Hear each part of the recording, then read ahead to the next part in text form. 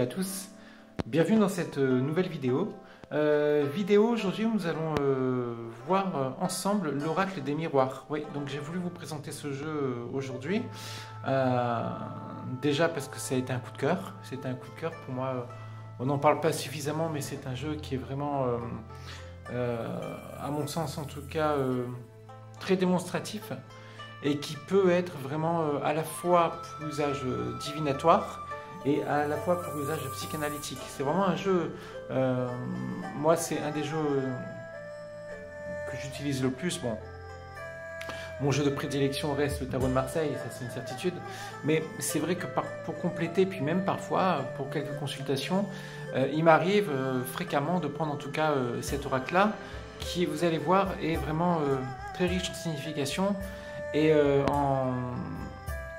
en développement personnel également. C'est vraiment quelque chose de, à mon sens, un jeu qui est à mon sens sous-évalué, et auquel on fait en tout cas pas beaucoup de publicité. Je trouve ça dommageable. Donc je voulais rendre hommage en tout cas au créateur de ce jeu qui s'appelle Dimitri Dalfange Duvril, qui est un voyant qui est assez reconnu, même très reconnu dans le monde de la voyance et dans le monde divinatoire.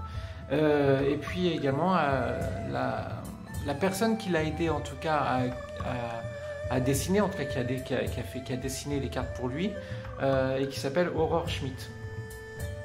Donc nous allons découvrir sans plus tarder l'oracle. Alors, comme chaque oracle, il y a un livret explicatif qui vous permet de connaître déjà quelques formes de tirage, d'accord, quelques petites méthodes de tirage. Bon, c'est bien pour s'en inspirer. On est jusqu'à là, on peut éventuellement suivre à la lettre, et également quelques significations de base où là, pour le coup, mauvais point.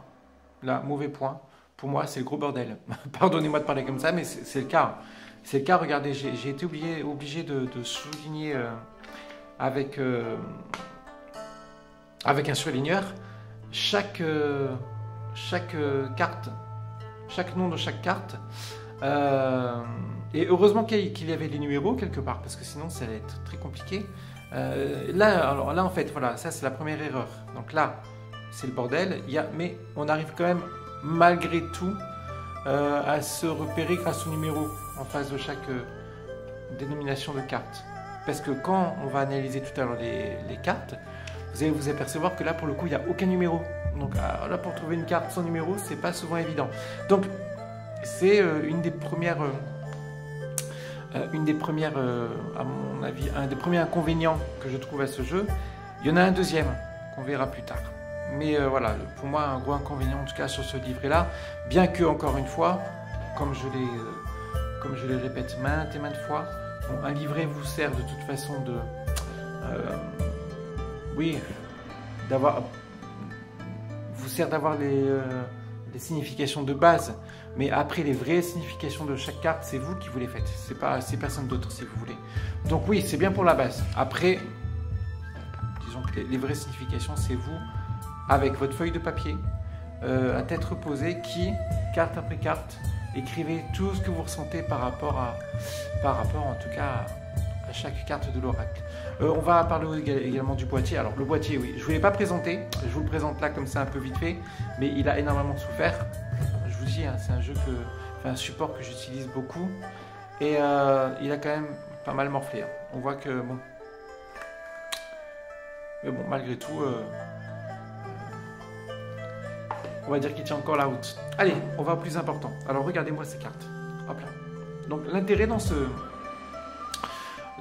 jeu-là, c'est que il y a donc un miroir magnétique. Alors ça, pour ceux qui connaissent l'oracle de Béline notamment, où il y a les cartes de consultant, c'est également une carte pour le consultant. C'est-à-dire que le consultant qui vient vous consulter a cette carte-là en tout cas, qui le représente. Voilà.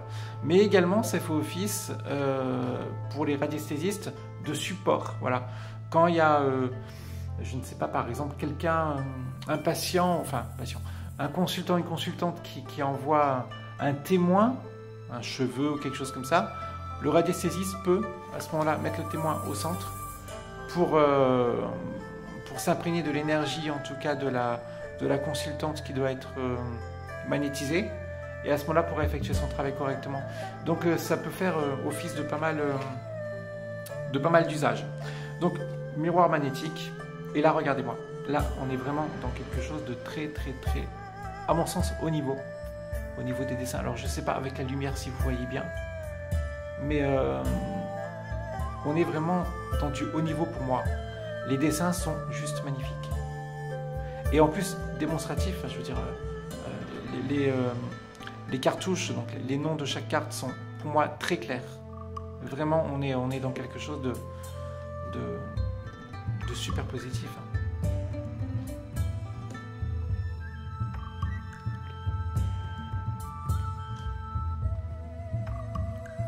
L'hérédité qui fait référence au passé. La maison qu'on peut attribuer facilement pour ceux qui connaissent le tarot de Marseille, à l'arcane numéro 4, l'empereur, la stabilité, les fondations, un socle solide, le foyer également, la maison, tout à fait, la famille. La famille, on va y venir tout à l'heure en fait. Bouclier. Également l'étranger qui fait référence aux personnes d'origine étrangère, ou alors un déplacement à l'étranger, un voyage, l'envie de voir de nouvelles choses. L'enfant qui peut parler d'immaturité, de jeu également, effectivement de penser à s'amuser, qui sort aussi beaucoup dans les loisirs en rapport avec la nature. L'accusation, qui sort pas mal dans les problèmes professionnels en général. La projection, cette carte-là sort beaucoup dans ce qui concerne les problèmes entre guillemets psychologiques, les doutes en soi, les choses comme ça. Pourquoi je vous dis ça? Regardez, quand on analyse vraiment, on s'aperçoit que le personnage là, qu'on le voit de 3/4, il a le visage figé d'une certaine manière, et de l'autre, il a pour le coup le visage qui est d'une autre manière. Il a les yeux fermés là les yeux ouverts. Parfois, c'est vrai qu'on a tendance à se voir d'une certaine manière, alors qu'on n'est pas du tout pareil. On a tendance à ignorer en fait sa propre personne, et c'est vrai que cette carte, en termes de développement personnel, nous invitera vraiment à aller chercher aux profondeurs qui on est vraiment. Si on est vraiment vrai avec soi-même, et si on ne se triche pas, tout simplement. La carte de la réunion, que je trouve également super jolie, mais c'est pas ma préférée. La carte de la loi, on peut faire référence à la justice également dans le tarot de Marseille. Le carrefour, qui me fait penser à la carte du choix dans l'oracle de la triade. Alors, j'ai pas le numéro de la carte du choix de l'oracle de la triade, mais bon, c'est à peu près pareil. Bon, l'amour, je pense que c'est suffisamment clair. L'enfermement également. Alors ça, je pense que ça me fait penser également à la carte numéro 2 de l'oracle de la triade, qui est l'isolement. C'est à peu près la même chose, l'enfermement. Cette carte sort beaucoup également pour les gens qui ont des problèmes de chauffage chez eux, dans le domicile ou quelque chose comme ça, ou qui ont froid, pour mauvaise circulation du sang. On le voit, la personne est de toutes les manières totalement refermée, recroquevillée sur elle-même. La carte de l'argent, bon, l'abondance et tout ça, ok. La carte de l'amitié, la carte du cadeau, le boomerang, qui est original. On voit vous allez voir que sur une carte précédente, qui s'appelle séparation, une carte suivante, qui s'appelle séparation, cette image-là, en fait, est carrément séparée. Et là, on voit qu'il y a un retour, boomerang, et que l'image est recollée. Donc ça peut reparler souvent de coupe ressoudée, en tout cas que les choses se ressoudent. Culpabilité, dont je ne suis pas fan. Elle est belle, mais j'aime pas cette carte. Voilà, séparation, on est là. Regardez. Hop là. Là, séparation. Ok. Et derrière, on recolle les morceaux. En gros, c'est un peu ça. La carte de la victoire.